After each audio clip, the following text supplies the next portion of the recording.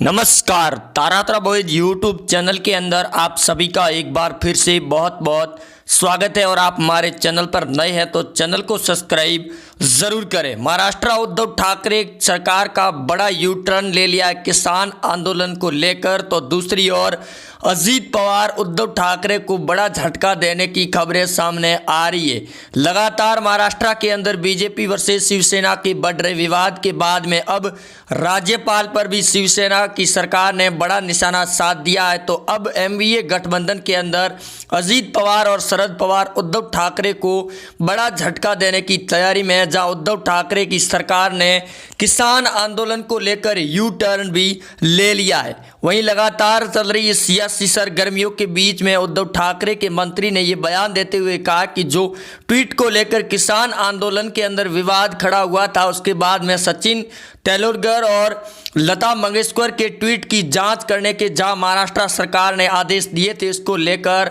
अब निशाने पर आई सरकार ने अपना यू टर्न भी ले लिया है। तो दूसरी ओर राकेश टिकैत को सीएम योगी आदित्यनाथ और अमित शाह ने बड़ी चेतावनी दे डाली है कि 28 फरवरी को यूपी के अंदर होने वाली पंचायत को लेकर सीएम योगी आदित्यनाथ ने निर्देश जारी कर दिए कि राकेश टिकैत के साथ साथ कई बड़े संगठनों और किसानों को लेकर जो पंचायत की जा रही है उसके ऊपर राकेश टिकैत को सावधानी बरतनी होगी। अन्यथा जिस प्रकार से 26 जनवरी को जो दिल्ली के लाल किले के ऊपर किया गया था किसानों के द्वारा, अगर वैसा ही यूपी के अंदर अगर हाल रहा तो सीएम योगी आदित्यनाथ एनएसए के तहत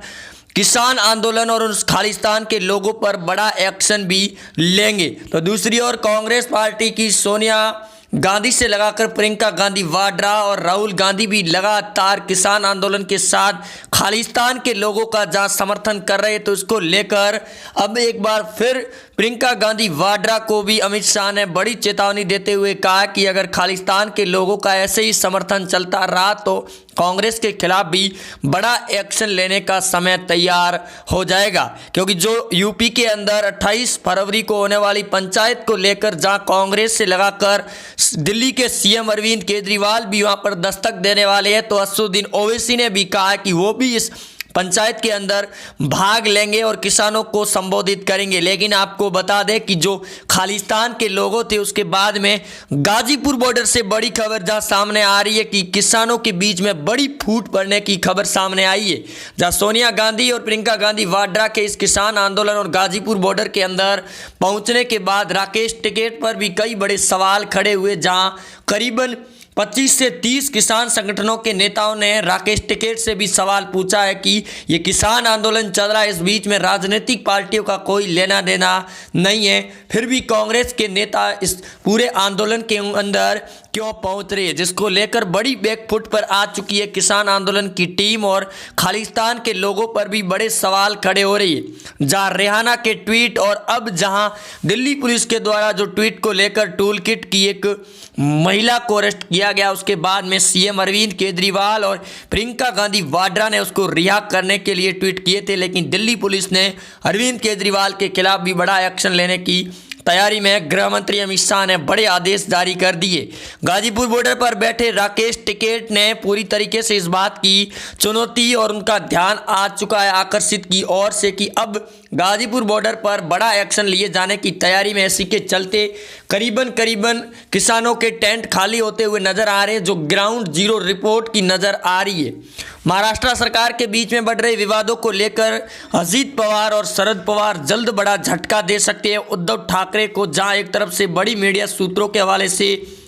खबरें सामने आ रही है कि राज्यपाल पर कई बड़े आरोप लगा चुके संजय राउत और शरद पवार ने भी बीजेपी और केंद्र सरकार पर निशाना साधते हुए कहा कि राज्यपाल महाराष्ट्र के अंदर लगातार पिछले 1 साल से विवादों के अंदर चल रही है। और शिवसेना ने यहाँ तक भी कह दिया कि अगर सरकार अपने संवैधानिक तौर पर दौर बचाना चाहती है तो वो राज्यपाल को वापस अपने पास केंद्र के अंदर बुला ले, वरना शिवसेना जो तांडव करेगी उसका भुगतान बीजेपी पार्टी को ही होगा। जिसके अकड़ ठिकाने लगाने के लिए सीएम योगी आदित्यनाथ ने कांग्रेस को पूरी तरीके से बैकफुट पर लाकर खड़ा कर दिया है और उद्धव को बड़ा झटका देने की तैयारी में। क्योंकि एक तरफ से ये बड़ी खबर जहाँ सामने आ रही है, राज्यपाल भगत सिंह कोश्यारी के द्वारा अजीत पवार के साथ बैठकें शुरू हो चुकी है और इस दौरान बीजेपी के पूर्व सीएम देवेंद्र फडणवीस ने भी बयान देते हुए कहा कि जो राज्यपाल के साथ में शिवसेना उद्धव ठाकरे की सरकार ने जो कुछ किया है उसके बाद उद्धव ठाकरे को इस्तीफा दे देना चाहिए। जिसके बाद उन्होंने ये भी बयान देते हुए कहा कि जो राकेश टिकैत और किसान खालिस्तान के लोगों का जहाँ समर्थन कर रही एनडीए की सरकार में शरद पवार का भी समर्थन नहीं किया जा रहा है शिवसेना के द्वारा, तो ये साफ तौर पर जाहिर हो सकता है कि आने वाले समय के अंदर एनडीए गठबंधन में बड़ी भूचाल आने की संभावना है। जहां सीएम योगी आदित्यनाथ और गृह मंत्री अमित शाह की बड़ी कूटनीति सामने आ रही है, जहां गाजीपुर बॉर्डर पर दिल्ली पुलिस को बड़े आदेश जारी हो चुके हैं और भयंकर एक्शन लेने की तैयारी में दिल्ली पुलिस और दिल्ली की गाजीपुर बॉर्डर पर बड़ी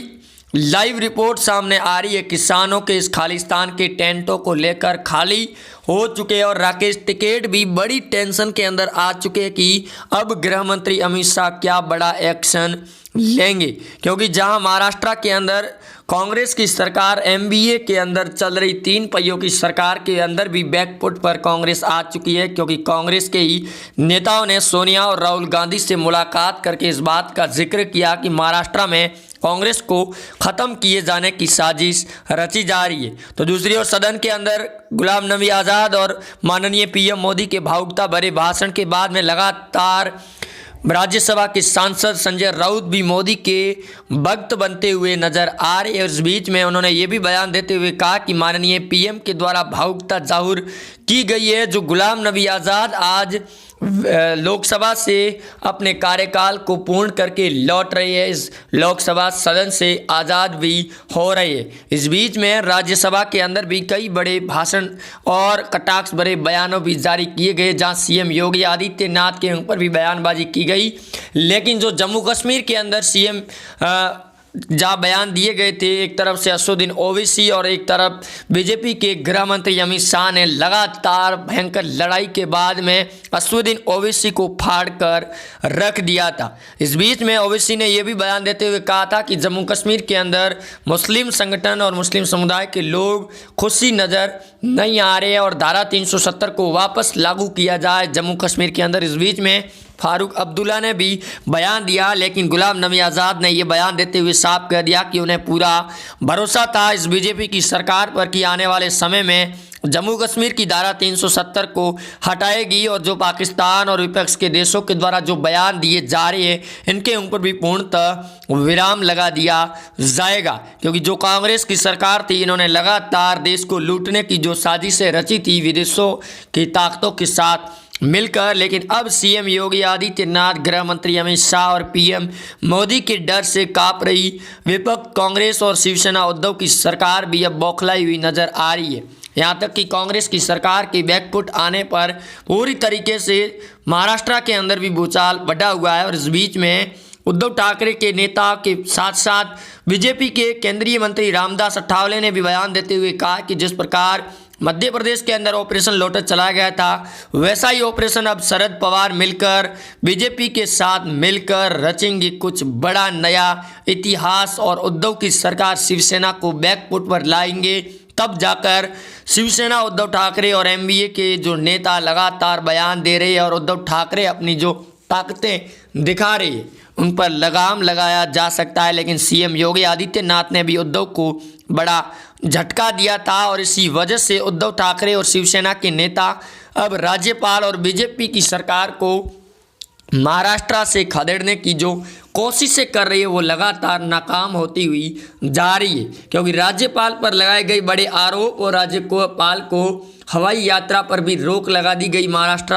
सरकार के द्वारा। इसी बीच में काफ़ी ज़्यादा किरकिरी होती हुई नज़र आ रही है उद्धव ठाकरे के एनडीए गठबंधन सरकार की। और इस बीच में अब शरद पवार और राहुल गांधी के बीच में भी वार्तालाप शुरू हो चुकी है, क्योंकि सोनिया गांधी पर भी बड़ा एक्शन लिए जाने की तैयारी में है। जहां यूपी के अंदर 28 फरवरी को होने वाली पंचायत में राकेश टिकैत भी भागते हुए नजर आएंगे और स्टूल किट के द्वारा किए गए बयानों को भी पूरी तरीके से जांच पड़ताल की जाएगी। लेकिन महाराष्ट्र सरकार के उप मुख्यमंत्री अनिल देशमुख ने ये बयान देते हुए कहा कि जो ट्वीट को लेकर उद्धव ठाकरे की सरकार ने बयान दिए थे और इमरजेंसी बैठकें बुलाई गई थी, वो बीजेपी के आईटी सेल के लिए बुलाई गई थी, ना कि लता मंगेशकर और सचिन तेंदुलकर के ट्वीट को लेकर कहा गया था। इसके बाद में अब बीजेपी ने भी निशाना साधना शुरू कर दिया है। इस वजह से उद्धव ठाकरे की सरकार भी अब सवालों के घेरे में। लेकिन खालिस्तान के लोगों पर भी बड़ा एक्शन लिया जा सकता है, जहां मध्य प्रदेश के मामा शिवराज सिंह चौहान ने भी खालिस्तान के लोगों को बड़ी चेतावनी दे डाली है। तो पश्चिमी बंगाल के विधानसभा चुनाव के अंदर बड़ा सर्वे सामने आया। बीजेपी अपना वर्चस्व स्थापित कर पाएगी या फिर घायल श्रेणी फिर से बीजेपी को बड़ा कुछ झटका दे पाएगी, क्योंकि ओवैसी को पूरी तरीके से ममता बनर्जी ने पश्चिमी बंगाल से खदेड़ कर रख दिया है और ओवैसी वहां पर नाक कटवा कर भागते हुए नजर भी आ रहे हैं, यानी कि उनकी पूरी तरीके से ठुकाई कर दी गई है ममता बनर्जी के द्वारा। अब ऐसा ही हाल बीजेपी के देखने को भी मिल सकता है। अगर बीजेपी के नेताओं के द्वारा लगातार वहां पर ममता बनर्जी को उखाड़ने के बयान दिए जा रहे, इस बीच में अमित शाह ने भी ममता बनर्जी पर बयान कहा था कि ममता को उखाड़ने के लिए ये पश्चिम बंगाल के अंदर रैलियां कर रही है और इस बार पश्चिम बंगाल की जनता भी बीजेपी का पूर्ण सहयोग भी करेगी। लेकिन पश्चिम बंगाल के अंदर कांग्रेस पार्टी के नेता भी उतर चुके हैं और राहुल गांधी भी दौरा करने वाले पश्चिमी बंगाल के अंदर। इस बीच में शिवसेना भी करीब 100 सीटों पर चुनाव लड़ने का ऐलान कर चुकी है और ममता बनर्जी ने उनको भी ताकत दिखाने और बयान देने शुरू कर दिए कि यहाँ पर चाहे ओवैसी हो या फिर बीजेपी हो या उद्धव ठाकरे, किसी का भी चलने वाला नहीं है। लेकिन शरद पवार ने इसका जाहिर करते हुए बयान ये भी दिया था कि अगर ममता बनर्जी को पश्चिमी बंगाल के अंदर इस बार बीजेपी को हराना है तो महागठबंधन की ज़रूरत पड़ेगी और ममता बनर्जी को जीत हासिल करनी है तो गठबंधन भी करना ज़रूरी है। लेकिन ममता ने साफ तौर पर उद्धव ठाकरे ही नहीं बल्कि कई बड़ी विपक्ष की पार्टियों की पोल खोलकर रख दी और उनकी औकात दिखा दी, जिसके बाद ममता एक बार फिर बीजेपी के सामने इस बार अपना वर्चस्व स्थापित कर पाएगी या फिर नहीं कर पाएगी। लेकिन जिस प्रकार से ममता बनर्जी के जो भाषण देखने को मिल रहे हैं, जेपी नड्डा हो या फिर गृह मंत्री अमित शाह, ममता बनर्जी लगातार बीजेपी पर भारी पड़ती हुई नजर आ रही है। इस बीच में अब कांग्रेस पार्टी भी मिलकर बीजेपी को झटका देने की तैयारी में है, लेकिन बीजेपी लगातार बड़े से बड़े झटके दे रही है और उनकी औकात और उनका खुलासे पर खुलासे किए जा रही है और कांग्रेस पूरी तरीके से बैकफुट और शिवसेना का यू टर्न भी हो चुका। वहीं आप जुड़े रहेंगे हमारे साथ, चैनल को सब्सक्राइब कर दे। जय हिंद।